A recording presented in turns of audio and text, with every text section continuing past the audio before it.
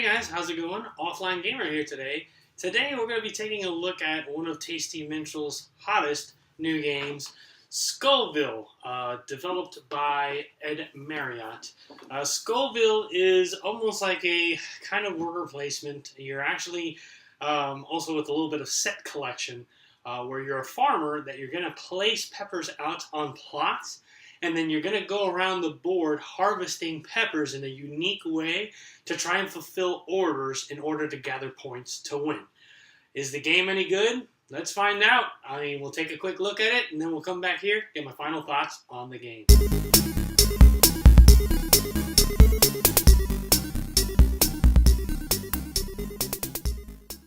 Alrighty guys, here you have a two-player setup of Scoville from Tasty Minstrel Games. So you can see when I set up the game, I randomly chose of the two basic peppers that are, or the three basic peppers. There's red, yellow, and blue, which you'll see in this little bag here. You choose one of each of those colors. You basically randomly choose two, and they go into that center space there. Then each of the individual players, which each of them have like a little board to hide what they have, it also shows you what you start out with. So you start out with one of these little tiles that give you either planting an extra pepper, moving an extra step, or double backing. One each of the different basic color peppers. You get 10 money, a little farmer, and a little marker on the turn order track. So on the turn order track down here, you actually do have a way where it tells you the order that you plant, you harvest, and then you do your fulfillment. So the way that that works is planting on your turn, whoever is first gets to choose one of the peppers that they have. So initially when you decide who's getting, you actually get to pick up one of these two cards that's at the top here.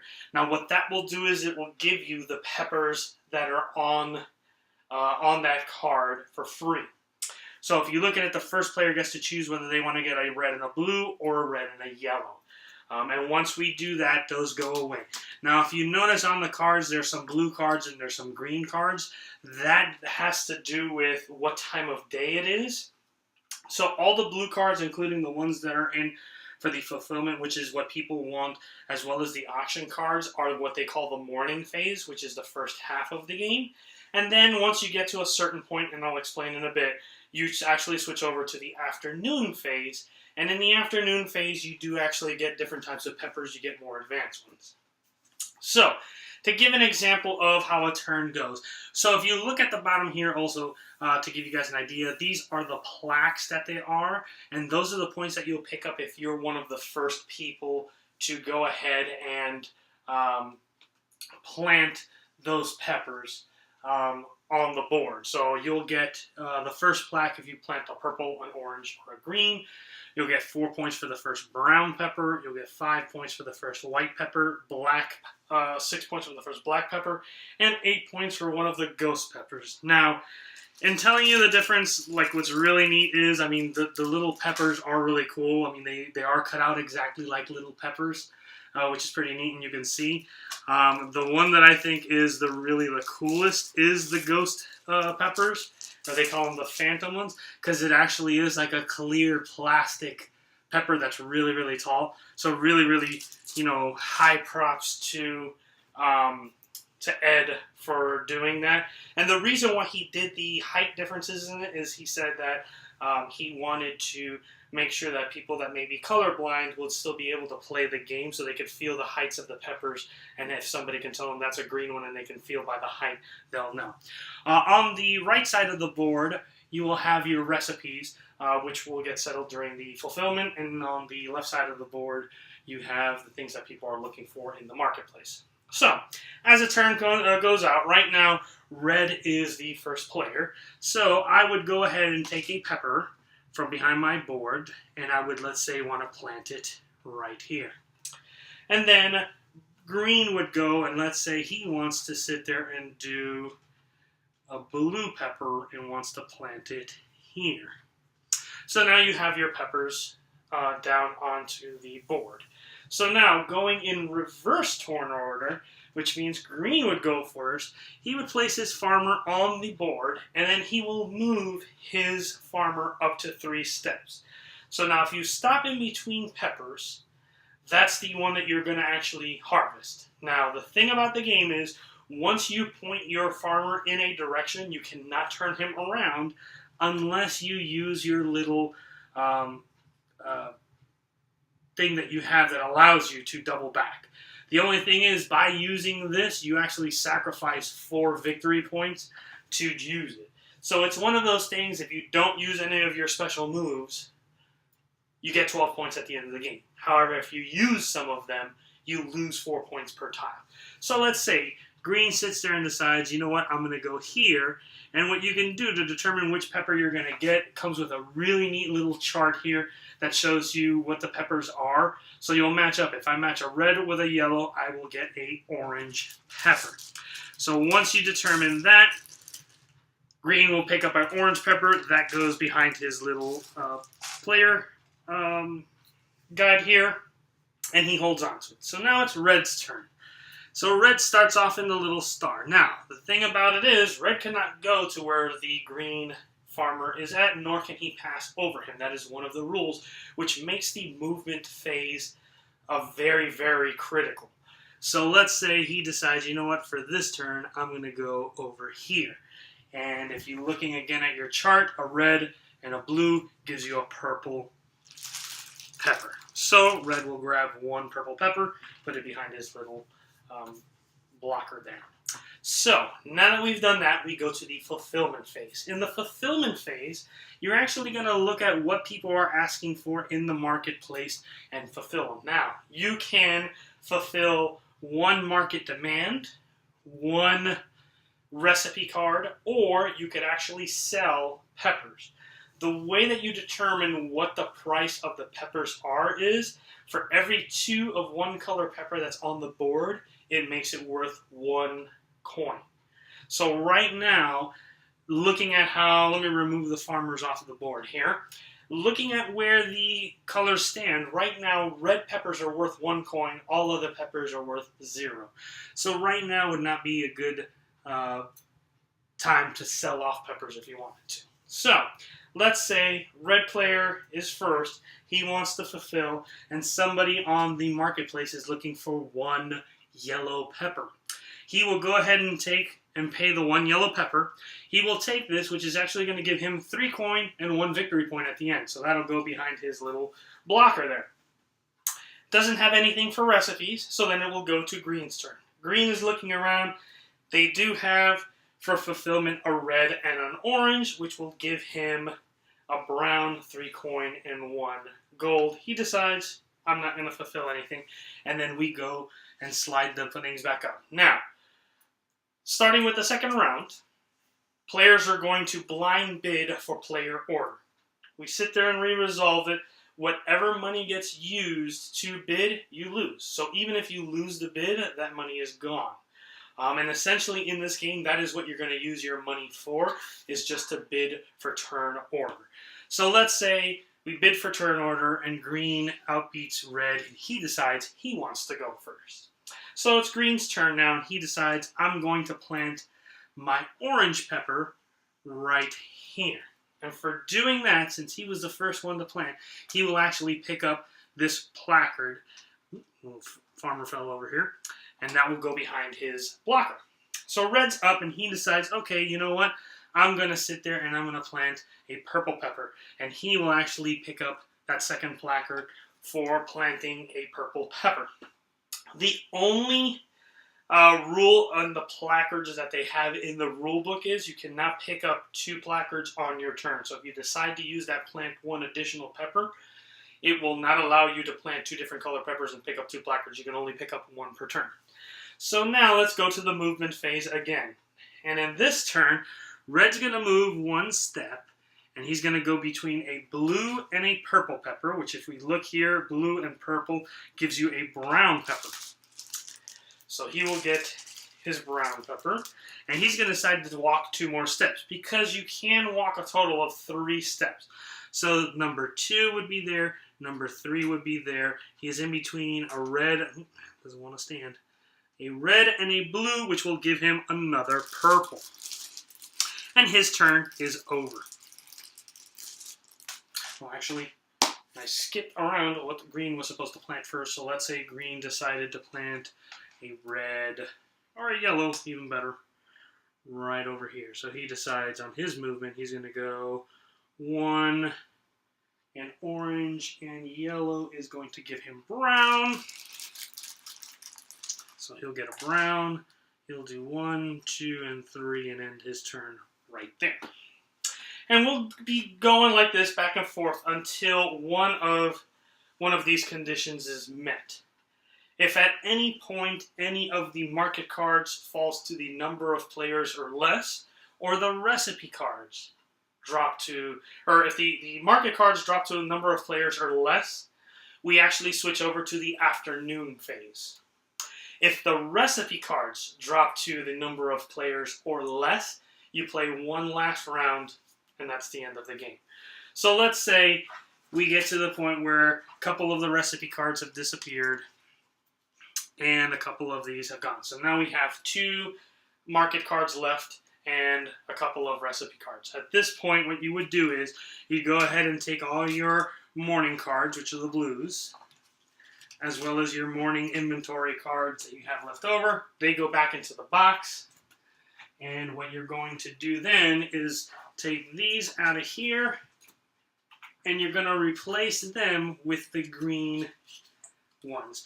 Now, the green cards that they have actually have A, more value, and B, actually have some of the higher level peppers out there.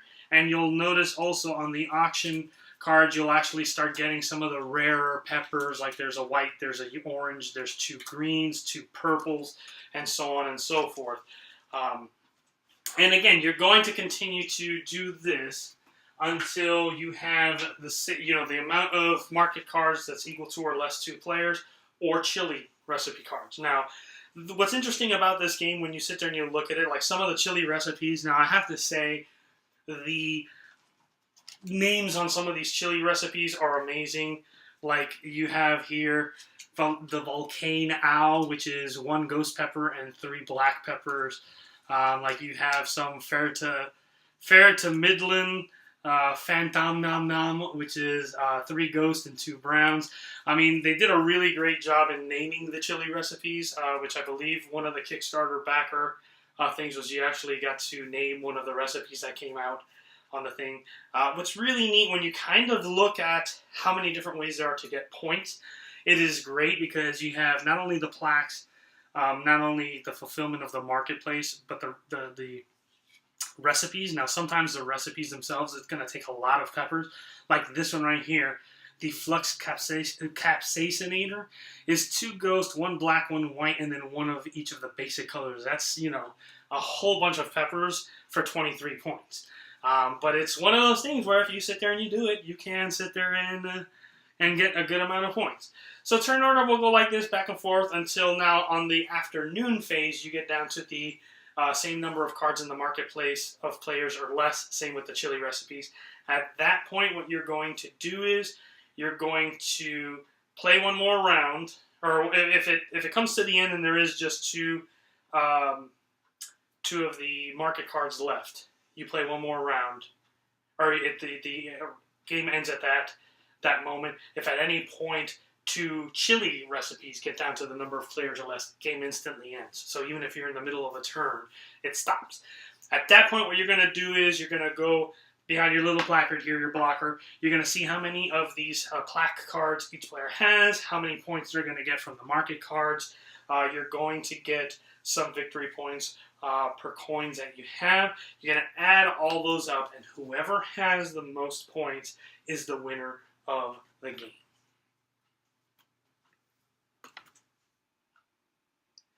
And that's Scoville from Ed Marriott and Tasty Minstrel Games.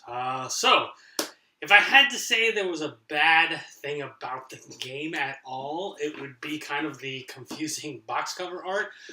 If you look at the cover thinking this is what is going to explain a bit what the game's going to be about. Like, it's basically a guy holding up a trophy with a pepper on it, which has nothing to do with what the game is actually about. For me, what really made this game stand out as a great game is the fact that you're planting out your peppers, and then you're going through and moving your farmer, and depending on the two colors of peppers that you're standing in between is the actual pepper that you are going to harvest. So it does put some strategy down as far as, where do I want to place my peppers? What colors am I going to put together? The little chart that shows you what exact, peppers you actually get by combining the colors is phenomenal. I really think Ed Marriott knocked it out of the park with his design in this. I remember seeing this game when it was on Kickstarter, and I thought, man, that seems like an interesting game, but I was kind of on the fence and not sure. Even though I viewed the playthrough videos and all that, and it did seem very interesting, I kind of held off on kickstarting it. And now that I actually got a copy, now that the game has officially come out, it's one of those things that I look back and I say to myself, I should have kickstarted it because it is such a great game. I can definitely say right now, Tasty Minstrel Games is becoming my favorite publisher of games. I have yet to play a game of theirs that I do not like in any way. Everything that they've done is phenomenal. Now, with Scoville, one of the things that I think is really great in the way that Ed Marriott designed the game is the fact that when you bid for play order, the way that the turn turns out where you plant first, so you auction, you get the free peppers, and you plant first. But then that second step in the turn where the movement phase comes around, that it actually goes from last to first. When I first saw it, it kind of reminded me a lot of Power Grid, and I thought, well, could this really be something that can balance the game out? And you don't really realize how powerful movement is in the game until you actually start playing the game itself. And the reason being is, I get to plant out and get to choose what peppers are going to be bred, but now the last player gets to go first, and if they park themselves in a spot where I wanted to go, I can't go there, and I can't travel through them, which I think is a phenomenal piece of design work on the game itself, because it really makes you think, okay, I'm planting first, but I'm moving last. How am I going to counterbalance this? And it really does balance the game out extremely well. I mean, the movement of the game is almost as important as planting and doing the fulfillments on the orders, as well as the chili recipes. And the other thing that's really great, I really love the fact that you have those plaques for when, if you're the first person to plant a pepper, you get those victory points. I like those little extra action pieces that you can use, but you sacrifice for victory points at the end. The time that my wife and I played this, what was interesting is I pretty much spent almost the entire game going first. I was bidding out and going first and all that, and she ended up beating me, even though she was going last and moving first.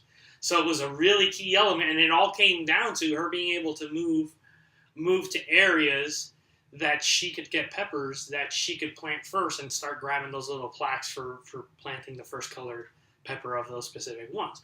So I really think that the way that Ed balanced it out in doing that is phenomenal. I mean, it's out of the park, amazingly good. I really do think that when you look at component quality-wise, the fact that he made the components, instead of little cubes, which he could have done, into little pepper shapes is great. I love the fact that the board has the little holes so it holds the pepper in, so you don't have to worry about knocking them out of the way. That was kind of neat that they reached that through their kickstarting stretch goals. I thought it was great. I love the fact that if you look at the colors of the game, they are base colors, and he actually even thought about a person that may be colorblind, and changing the heights of the peppers is great. It's one of those things where you very rarely see a designer that thinks outside the box like that, where they say, hey, I want to make sure that everybody can play my game. So, I mean, hats off to Ed for doing that. And really, this is a 10 out of 10. I mean, if I could rate it a 20 out of 10, I would. Really, really, really great game. I mean, Tasty Minstrel, guys, keep doing what you're doing. The games that you guys are coming out with are phenomenal. Out of the park, great. For me, I'm very, very glad that I purchased this game. It's definitely become my wife's new favorite game to play, so we will definitely be playing this a lot. And I love the fact that it has a lot of replayability with the different cards that it comes with. So it's not something that we'll play it a couple times and it'll be like, hey, repeating the same thing over again. I definitely can see where if they really wanted to, this is way open to expansions. I mean, they could add new chili recipes, they can add new market cards, they could sit there and add even more peppers if they wanted to and change out the colors and things like that. But phenomenal game, like 20 thumbs up, 20 out of 10. If you're thinking about this game, do not think about it. Go out and get it. It is great. It'll really make you think while playing the game. That's Scoville from Tasty Minstrel Games, developed by Ed Marriott. And once again, guys, if you love the movies, click like, subscribe, and subscribe to all our socials, which you'll see in the links below. Until then, guys, get out and game. Take care.